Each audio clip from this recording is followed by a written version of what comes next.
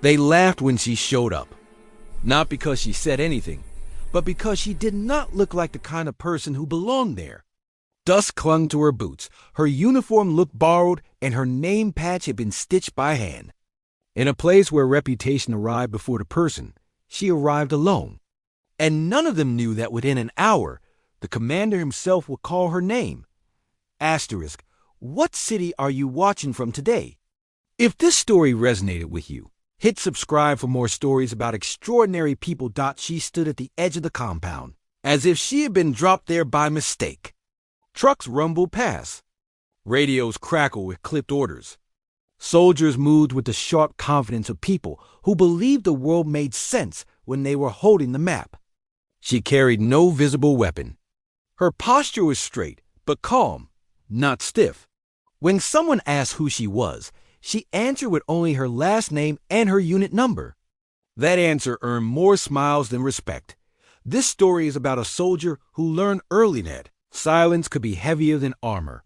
Her name was Lena, and she had spent most of her career learning how to disappear in plain sight. Not because she lacked skill, but because she had learned what happened when people decided who you were before you proved anything at all. She had been raised on a small base town, the daughter of a logistics clerk and a medic. She learned discipline before she learned confidence, and patience before pride. When she enlisted, she did not talk about ambition. She talked about duty. The unit she had been assigned to was known for results, not mercy. They had been deployed for weeks, chasing a target that seemed to dissolve every time they closed in. Tension hung over the base like heat. Sleep was scarce. Tempers were thin. And when Lena walked in, someone muttered that command must be desperate. She heard it. She always heard it. She did not respond. They told her to wait by the perimeter. Someone handed her a clipboard with outdated logs. Someone else told her she would probably be reassigned by morning. No one asked her what she was trained for. No one asked why she had been sent.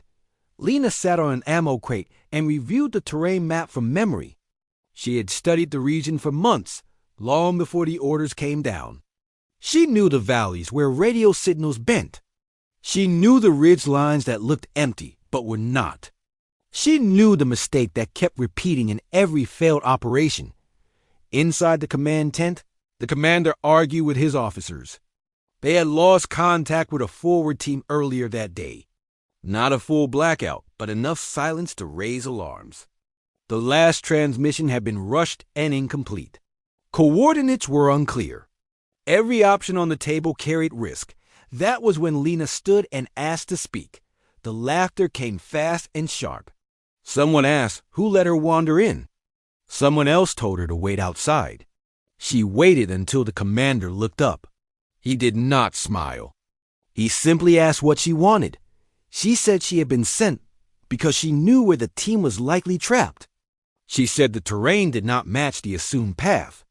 She said the silence was not an ambush, but interference caused by a specific rock formation that disrupted short-range signals. She spoke clearly, without apology or challenge. The room fell quiet, not because they believed her, but because she did not sound like she was guessing. The commander asked how she knew. Lena answered with facts, not stories. Training simulations, recon data, patterns from previous missions that ended the same way. She pointed to a location no one had considered. A narrow pass avoided because it looked insignificant. Someone scoffed. Someone said they did not have time for theories. The commander held up his hand. He asked her rank. She gave it. That earned another round of disbelief. It was too low for the confidence she carried. Too low for the claim she was making. The commander studied her for a long moment, then asked her one more question. If he sent a team where she suggested, what would happen? Lena said they would find their people alive. She said they would avoid a secondary threat that was already moving. She said time mattered. The commander made the call. Orders were issued. A small team mobilized. Lena was told to remain behind. She nodded and returned to her crate. The laughter resumed, quieter now, edged with uncertainty. Minutes passed. Then an hour. Radio silence stretched in. Every pair of eyes drifted toward the command tent. Then the signal crackled back to life. They had found the team. Exactly where Lena said they would be. Exhausted but alive.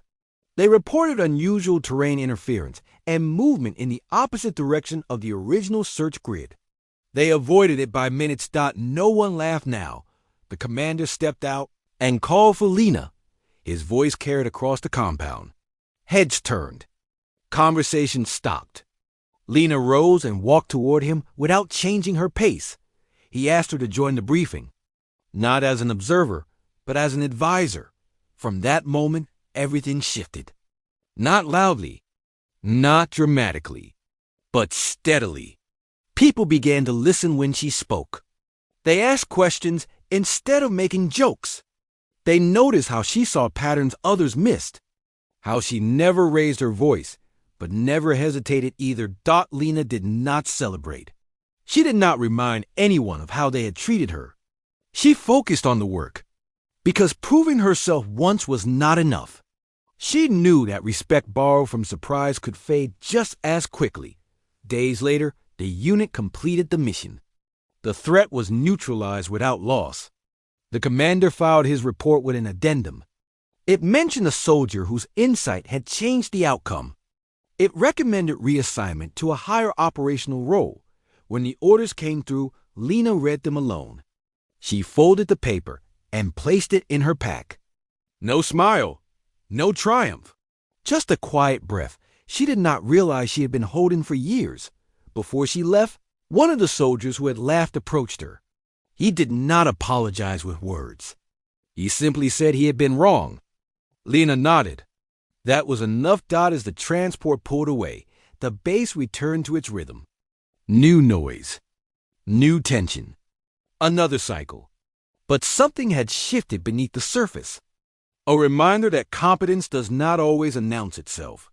That confidence does not always shout. Lena went on to serve in places where names mattered less than outcomes.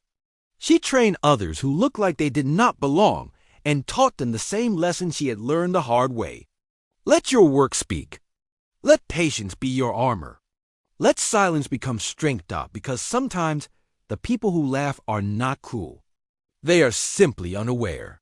And sometimes all it takes is one moment of truth to change the room forever. What did this story make you feel? Where are you watching from? Subscribe to Soul Relief Stories for more real stories that heal the heart.